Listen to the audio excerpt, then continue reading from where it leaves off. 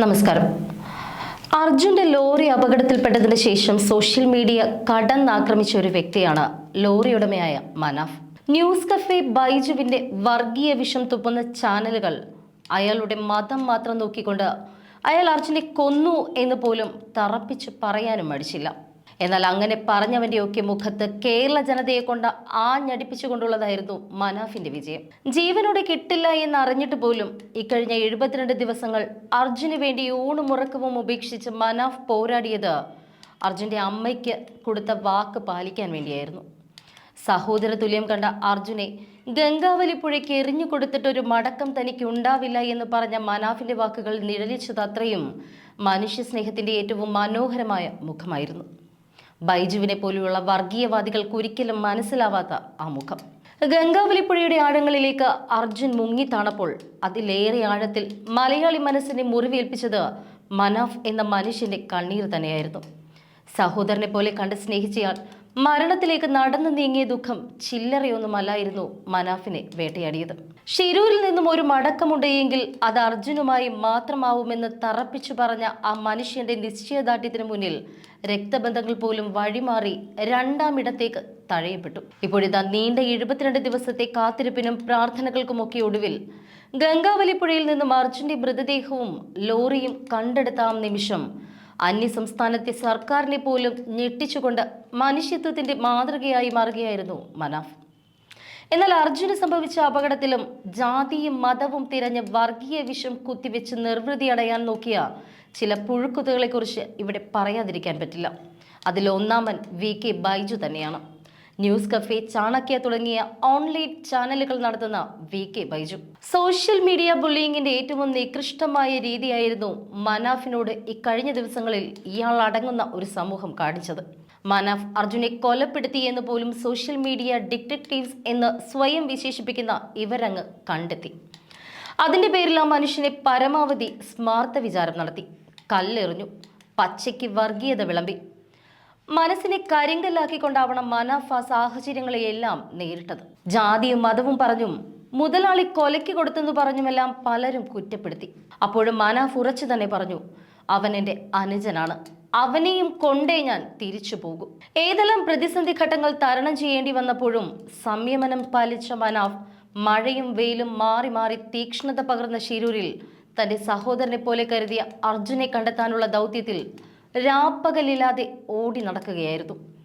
ഒടുവിൽ ഗംഗാവലിപ്പുഴയുടെ ആഴങ്ങളിൽ നിന്ന് തകർന്ന ലോറിയുടെ ക്യാബിനുള്ളിൽ ജീവൻ ഒലിച്ചുപോയ നിലയിൽ അർജുനെ കണ്ടെത്തുന്ന സമയത്ത് അത് ജാതിക്കും മതത്തിനും അപ്പുറം മനാഫ് എന്ന മനുഷ്യനോടുള്ള ബഹുമാനത്തിന്റെ സാമൂഹിക പാഠമായി വഴിമാറി.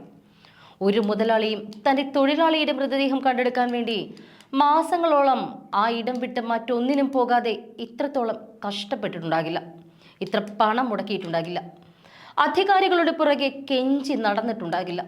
മണ്ണിനടിയിൽ കിടക്കുന്നത് VIP ആണോ എന്ന് ചോദിച്ച ഒരു സംസ്ഥാനത്തെ ഞെട്ടിച്ച മുതലാളി, അതാണ് മനാഫ് എന്ന മനുഷ്യൻ. ഇതുപോലൊരാൾ നമ്മുടെ ജീവിതത്തിലും ഉണ്ടായിരുന്നെങ്കിൽ എന്നറിയാതെയെങ്കിലും നമ്മളൊന്ന് കൊതിച്ചു പോകും. ഒരു മനുഷ്യനെ കുറിച്ച് പറയാവുന്ന അപവാദത്തിന്റെ എക്സ്ട്രീം ലെവൽ വരെ ഇയാളെ താറടിച്ച ഒരു വൃത്തികെട്ട യൂട്യൂബ് ചാനലിനും അതിന്റെ ഓണർ VK ബൈജുവിനും മനാഫ് നൽകിയ മറുപടി തന്നെയാണ് ഇന്നലത്തെ ദിവസം. എന്തായാലും ഇന്നലെ അർജുന്റെ ലോറിയും അർജുന്റെ മൃതദേഹവും കണ്ടെടുത്തതിന് പിന്നാലെ വർഗീയ വിഷവും വഷളത്തരവും വിളമ്പിയ VK ബൈജു തന്റെ വീഡിയോയും മുക്കി മാളത്തിൽ കയറിയിരിക്കുകയാണ്. പോസ്റ്റ് മുക്കി കണ്ടം വഴിയോടി എന്ന് പറയുന്നത് ഇവിടെയാകും ഏറ്റവും നന്നായി ചേരുക. People criticised me all along and in this process they made me famous.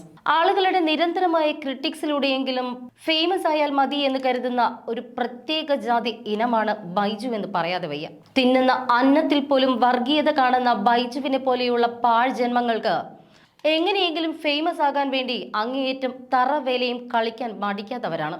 ഒന്നിനു പിന്നാലെ ഒന്നായി തന്റെ പേരിൽ 16-ലധികം കേസുകൾ ഉണ്ട് എന്ന് അഭിമാനത്തോടെ വിളിച്ചു പറയുന്ന ബൈജു ഏത് തരം സൈക്കോ ആണ് എന്ന് എനിക്ക് മനസ്സിലാകുന്നില്ല. എന്തായാലും ഫേമസ് ആകാൻ വേണ്ടി ബൈജു കണ്ടെത്തിയ ഒരു ഇടത്താവളം മാത്രമാണ് അയാളുടെ ആ ചാനലുകൾ. നമ്മുടെ ബാലചന്ദ്ര മേനോന്റെ സിനിമ പോലെ കഥ, തിരക്കഥ, സംഭാഷണം, സംവിധാനം, അഭിനയം, അങ്ങനെ എല്ലാ റോളും തന്നെത്താൻ അങ്ങ് ചെയ്യും. ഇടയ്ക്കൊക്കെ അവന്റെ തള്ളു കേൾക്കാൻ ചിലരെ പിടിച്ചിരുത്തി ചർച്ച എന്ന പേരിൽ നടത്തുന്ന ആഭാസങ്ങൾ വേറെ.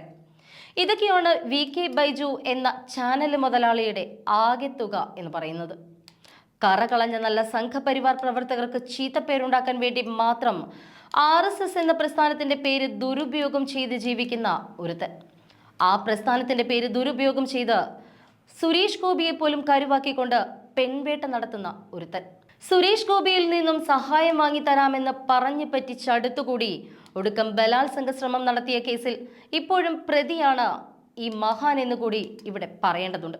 ആ ന്യൂസ് പുറത്തുവിട്ടതിന്റെ വൈരാഗ്യം തീർക്കാൻ എനിക്കും എൻ്റെ 6 വയസ്സ് മാത്രമുള്ള മകൾക്കുമെതിരെ അവന്റെ പുഴുത്ത നാവിൽ നിന്നും വന്നത് പുറത്തു പറയാൻ കൊള്ളില്ല. അന്നും ഈ ബൈജു മുതലാളി ആയുധമാക്കിയത് അവന്റെ ചാനൽ തന്നെയാണ്. ആ കേസിൽ 1-2 ദിവസമെങ്കിലും കാക്കനാട് ജയിലിൽ സുഖവാസത്തിലായിരുന്നു മൂപ്പർ.